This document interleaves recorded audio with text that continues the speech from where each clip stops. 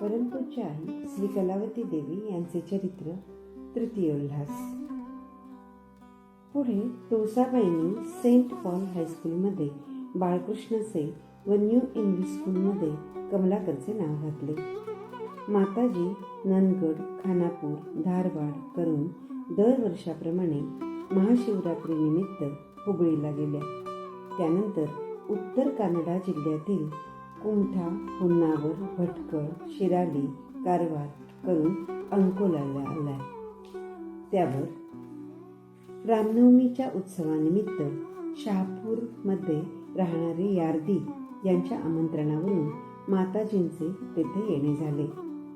तेथील उत्सव संपल्यावर बेळगाव व शहापुरातील प्रत्येक देवळात त्यांची कीर्तने झाली. पुढे तुळसाबाईंच्या अत्याग्रहास्तव माताजी आपल्या राहत्या घरी आल्या. लहानपणापासूनच लांब राहिल्यामुळे बाळकृष्ण व कमलाकर हे माताजींना आपली आई म्हणून ओळखत नसत. लहानपणी पालन केलेल्या जागी त्यांची ओढ असल्यामुळे येथे त्यांचे मन रमत नसे. परकेपणा वाटत असल्यामुळे खाल्लेले अन्न त्यांच्या अंगाला लागत नसे. आज नाही उद्या आपल्याला आजोळची माणसे बोलवायला येतील म्हणून ते दोघेही आपापले कपडे, बळकटी स्वतंत्र ठेवीत असत.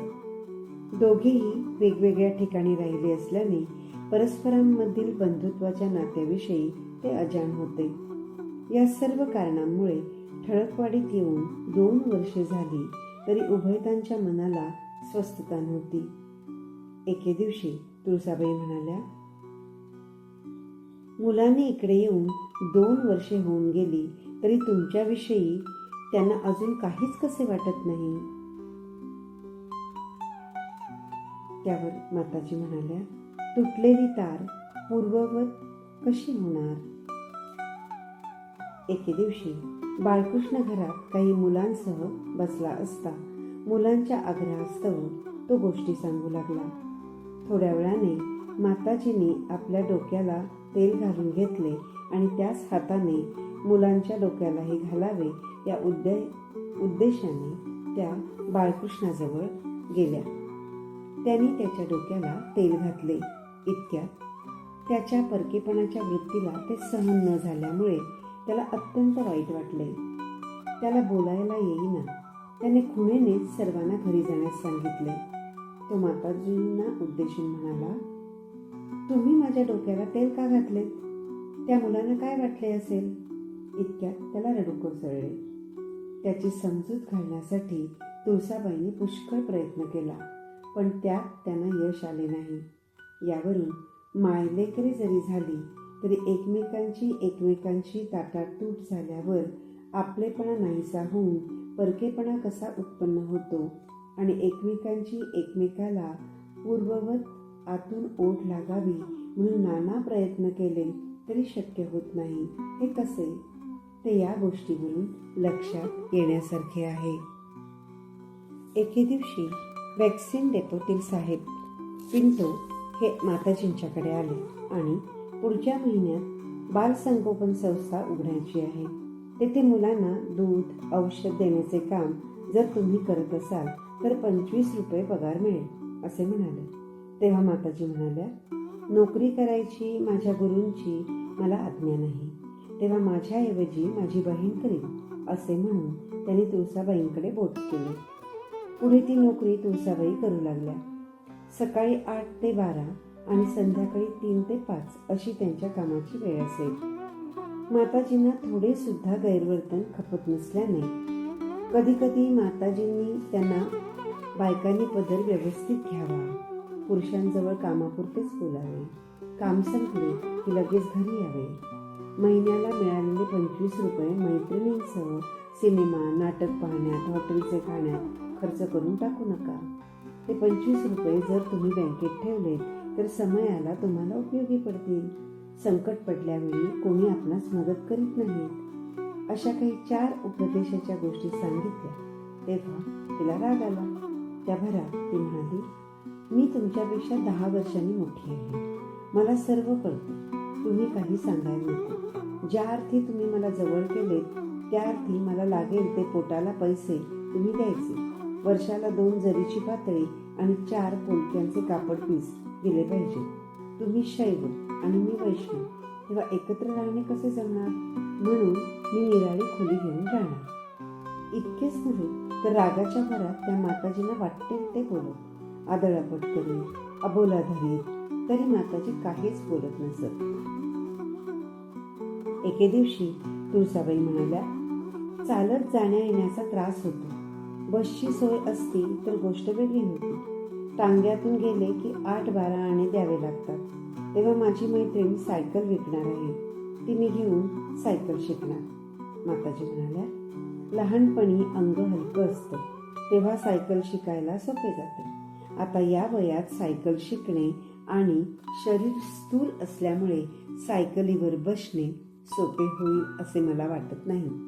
तेव्हा त्या म्हणाल्या, लहानपणापासून सायकलीवर बसावे, हाताला रिस्टवॉच घालावे आणि छत्री धरून फिरावे असे मला सारखे वाटत होते. त्यापैकी 2 इच्छा पुऱ्या झाल्या. आता सायकलीवर बसायचे तेवढे शिल्लक राहिले आहे, म्हणून तुम्ही अडवले तरी मी ऐकणार नाही. पुढे त्या सायकल शिकल्या, पण सायकलीवरून फिरण्याचे भाग्य त्यांना फार दिवस लाभले नाही. तुळसाबाई रोज 1च्या सुमाराला घरी येत असत. पाट ताट मांडून माताजी त्यांची वाट पाहत बसत. त्या आल्या की उभयता भोजन करीत असत. एके दिवशी 2 वाजून गेले तरी तुळसाबाई आल्या नाही. नवीनच सायकल शिकल्या असल्याने माताजींना काळजी वाटू लागली. इतक्यात एक इसम आला आणि त्याने तुळसाबाई सायकलीवरून येत असता बोगारवेशीजवळ भंगी मोटारीचा धक्का लागून सायकल उलटली. तुळसाबाईंच्या छातीला मार बसून त्या बेशुद्ध पडल्या. त्यांच्या सायकलीचा चुराडा झाला. वाटेने जाणाऱ्या एका मोटरवाल्याने आपल्या मोटारीतून त्यांना हेरेकरांच्या दवाखान्यात पोचविले. आता त्या शुद्धीवर आल्या आहेत, ही हकीकत तो सांगून गेला. त्यानंतर माताजींनी तुळसाबाईंना घरी आणले. 3 महिनेपर्यंत त्यांना हालायला येत नव्हते. माताजींनी स्वतः त्यांची शुश्रूषा केली. 3 महिन्यांनी त्या पूर्ण बऱ्या झाल्या. तेव्हापासून मात्र त्या माताजींच्या हातचे जेवायला लागल्या. पुढे एके दिवशी त्यांना वाढीत असता शेजारीणबाई तेथे आली. हे काय, तुमच्या हातचे तुळसाबाई जेवायला लागले वाटतं, असे म्हणाले. तेव्हा शिव विष्णूमध्ये लागलेले भांडण मिटले. त्यामुळे आतापर्यंत विष्णू एकटाच एका कोपऱ्यात बसत होता, तो आता शिवाजवळ येऊन बसला, असे माताजींनी सांगितले. त्यावर तुळसाबाई म्हणाल्या, 3 महिने माताजींच्या हातचे चमचमीत खाल्ले, आता खायला काय हरकत आहे? ती बाई वैष्णवांची होती.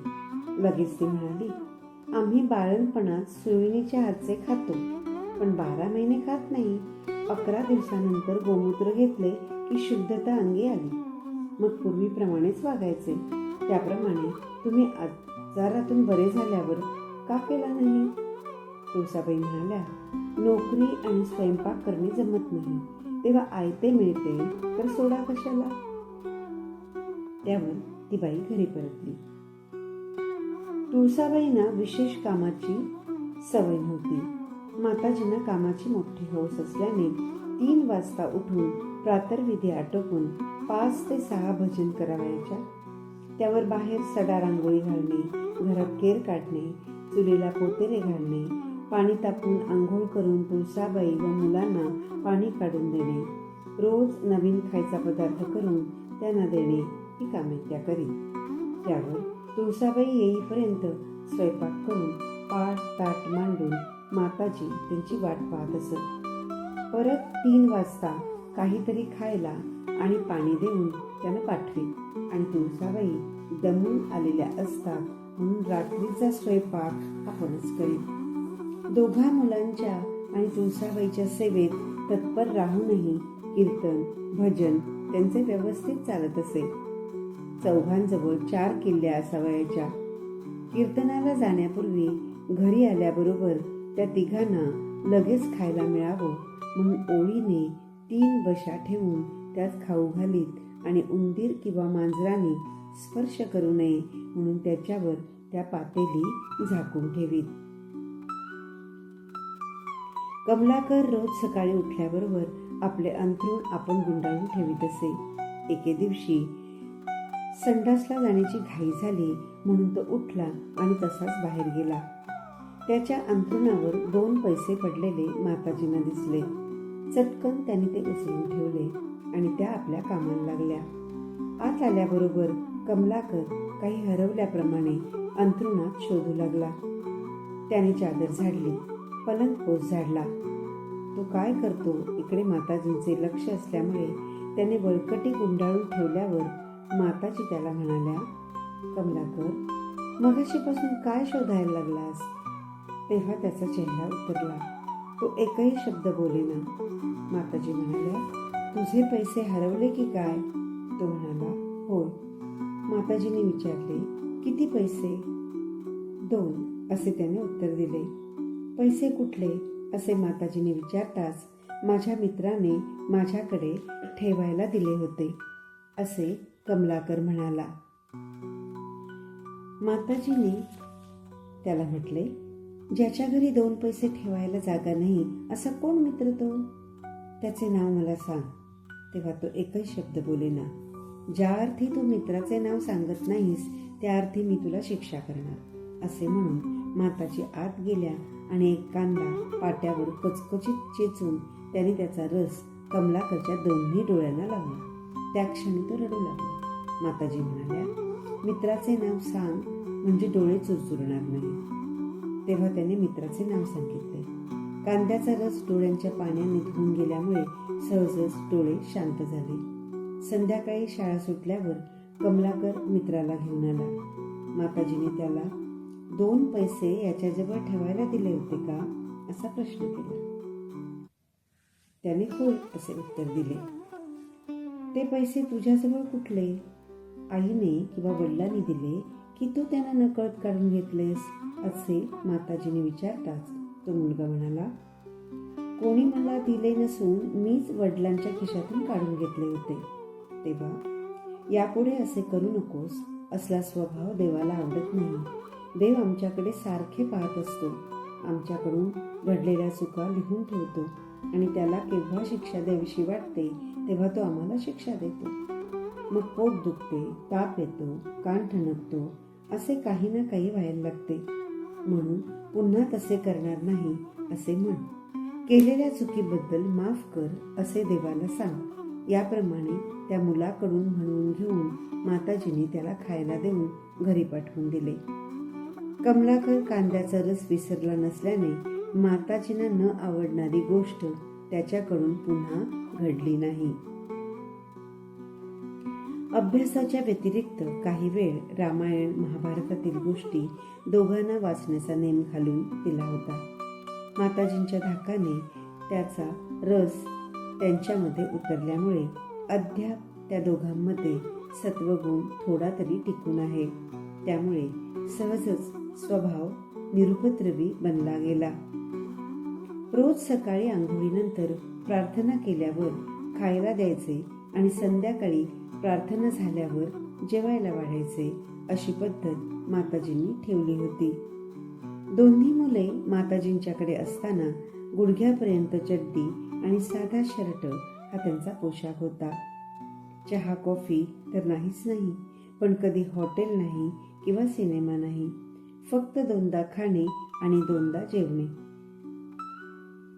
एके दिवशी तुळसाबाई म्हणाल्या, मैत्रिणीकडे जाऊन येते, आणि त्या बाहेर पडल्या. त्या समयी दुपारचे 2 वाजले होते. तो होता रविवार. संध्याकाळी प्रार्थनेच्या वेळी कमलाकर हजर नसल्याने शेजारी राहणाऱ्या त्याच्या मित्राजवळ माताजींनी विचारपूस केली. तेव्हा आम्ही माळावर खेळत असता मध्येच येऊन तुळसाबाईंनी त्याला बोलावून नेले, असे त्याने सांगितले. रात्री 10:30 नंतर तुळसाबाई कमलाकरसह आल्या आणि दरवाजा उघडा म्हणाल्या. तेव्हा माताजी म्हणाल्या, इतकी रात्र करून का आला? 5-6 मैत्रिणींच्या घरी गेले होते म्हणून येण्यास उशीर झाला.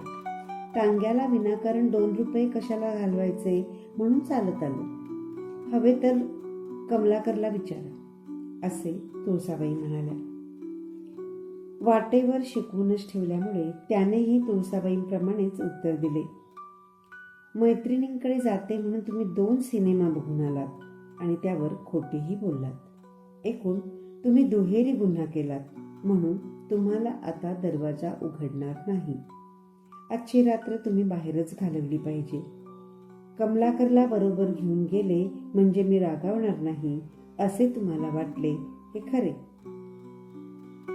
जाता येताना आणि सिनेमात कमलाकरची सोबत झालीच आहे, आता बाहेर पण त्याची सोबत होईल. इतके बोलून माताजी झोपायला गेल्या. ते दिवस थंडीचे होते, त्यामुळे रात्रभर दोघांनाही बाहेर थंडीत कुडकुडत बसावे लागले. रोजच्या प्रमाणे पहाटे 3 वाजता माताजी उठल्या आणि संडासला गेल्या. तेव्हा ते दोघे आत आले. त्या रात्री दिलेली ती शिक्षा कमलाकरच्या चांगलीच लक्षात राहिली. बाळकृष्णाने थोड्याच दिवसात पोहण्यात व cricket, table tennis, badminton, tennis या सर्वात प्रवीणता मिळवली. कमलाकर मात्र त्यापैकी कशातही भाग घेत नसे. एके दिवशी क्रिकेट खेळायला जाण्याच्या घाईत बाळकृष्णाने अंगातला शर्ट काढून खुंटीला लावला आणि दुसरा शर्ट घालून तो पळाला. पण शर्ट खुंटीला चांगला बसला नसल्याने लगेच खाली पडला. ते पाहून सुद्धा माताजींनी तो शर्ट उचलला नाही. इतकेच नव्हे तर तुळसाबाईला आणि कमलाकरला खाली पडलेला तो शर्ट उचलून ठेवू नका, आहे त्या ठिकाणीच राहू दे असे सांगितले. त्यावर असेही सांगितले की ही सूचना आजच्या पुरतीच आहे. यापुढे कधी असा शर्ट खाली पडला तर अवश्य तुम्ही उचलून ठेवला पाहिजे. संध्याकाळी बाळकृष्ण घरी आल्यावर माताजींनी त्याला खोलीत बोलावून नेले आणि हा शर्ट उचलून जरा खुंटीला लाव बाळ, सकाळी तो ठेवताना घाईत खाली पडला असे म्हणून तो शर्ट त्याच्याकडून जाग्यावर ठेवविला. बाळकृष्ण नेहमी क्रिकेट खेळायला जाते वेळी देवाला नमस्कार करून जात असे आणि यश मिळवून येत असे. एके दिवशी क्रिकेट खेळून घरी आला तोच माताजींनी त्याला आज मार खाल्लास वाटतं असे म्हटले. तेव्हा तो होय म्हणाला. आज तू देवाला नमस्कार करण्यास विसरलास, तेव्हाच मला वाटले होते असे माताजी म्हणाले. हे माताजींचे वाक्य त्याच्या लक्षात राहिल्यामुळे त्यानंतर तो देवाला नमस्कार करण्यास कधीच विसरला नाही. एके दिवशी दिवे लावण्याच्या वेळी बाळकृष्ण गुडघ्यात मान घालून एका कोपऱ्यात बसला होता. तुळसाबाईंनी असा का रे बसलास असे त्याला विचारले. तेव्हा गळ्याभोवती गाठी आल्या आहेत, त्यामुळे मान हलविता येत नाही व गिळता पण येत नाही असे सांगितले. ते ऐकून तुळसाबाई भ्याल्या. त्यांनी माताजींना नकळत लगेच हेरेकर डॉक्टरांना बोलावून आणले आणि हेरेकर डॉक्टर घरात पाय ठेवला इतक्यात देवळात गेल्याने कसे मन प्रसन्न होते तसे इकडे आल्याने माझे मन प्रसन्न झाले. इतर ठिकाणापेक्षा या घरात पावित्र्य भरलेले दिसते असे उद्गार त्यांनी काढले. तुळसाबाईंनी बाळकृष्णाची तक्रार सांगताच डॉक्टरनी त्यांना तपासले. हेरेकर म्हणाले, हे साधं सुद्धा दुखणं नाही, गंडमाळेचे लक्षण दिसते. चांगल्या प्रकारे तपासावे लागणार, म्हणून उद्या त्याला दवाखान्यात घेऊन या. इतके बोलून डॉक्टर परतले. ते ऐकून तुळसाबाई अधिकच भ्याल्या. दुसऱ्या दिवशी त्यास दवाखान्यात घेऊन जाण्याचे त्यांनी ठरविले. त्यावर तुळसाबाई आपल्या कामाला गेल्या. इतक्यात विठोबाच्या देवळातील कीर्तन संपवून माताजी घरी आल्या.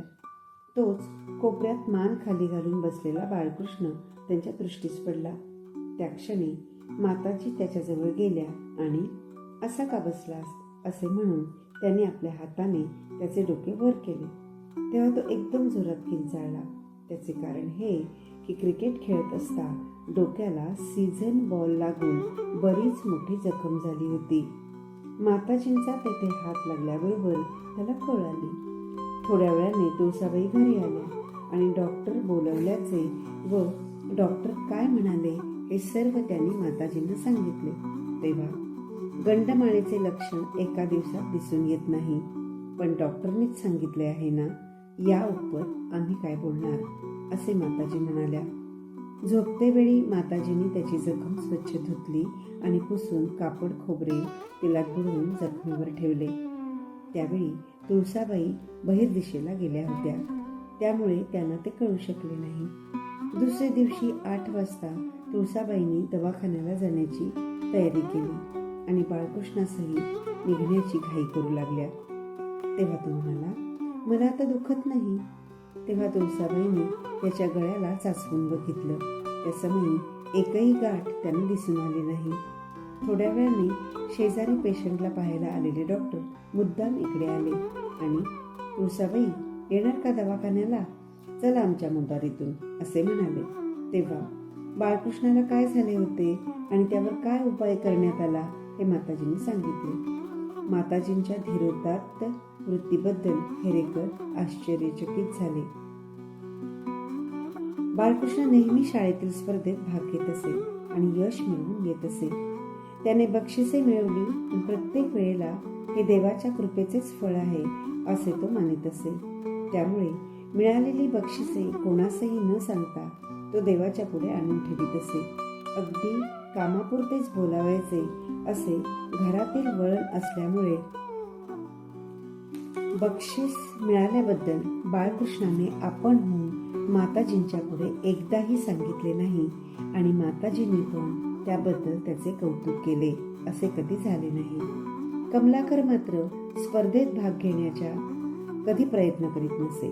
नाही म्हणायला एकदा त्याने स्पर्धेत गाढवाला शेपूट लावले. त्याबद्दल त्याला एक बिल्ला मिळाला. तो बिल्ला बोटभरच असल्यामुळे तो मिळाल्याबद्दल त्याला आनंद झाला नाही. घरी आल्यावरही त्याने तो बिल्ला खिशातून बाहेर काढलाच नाही. शेजारी राहत असलेल्या त्याच्या वर्गातील मुलाने आज कमलाकरला गाढवाला शेपूट लावल्याबद्दल बिल्ला मिळाला असे माताजींच्या पुढे सांगितले. तेव्हा कमलाकरने एकदम मान खाली घातली. त्याला बाळकृष्णाने मिळवलेल्या बक्षिसांपुढे आपला बिल्ला तुच्छ वाटल्यामुळे वाईट वाटून तो डोळे पुसायला लागला. ते पाहून माताजी म्हणाल्या, काय रे, रडतोस कशाला? तू जर गाढवाला शेपूट लावले नसतेस तर गाढवाच्या ठिकाणी व्यंक दिसून आले असते. शेपटीशिवाय गाढव शोभले असते काय? ज्या अर्थी तू गाढवाला शेपूट लावलेस त्या अर्थी तू फार मोठी कामगिरी बजावली आहेस. त्यासाठी हे घे तुला बक्षीस, असे म्हणून माताजींनी त्याला एक लाडू दिला आणि हकीकत सांगितल्याबद्दल हे घे तुला बक्षीस असे म्हणून शेजारच्या मुलाला पण एक लाडू दिला.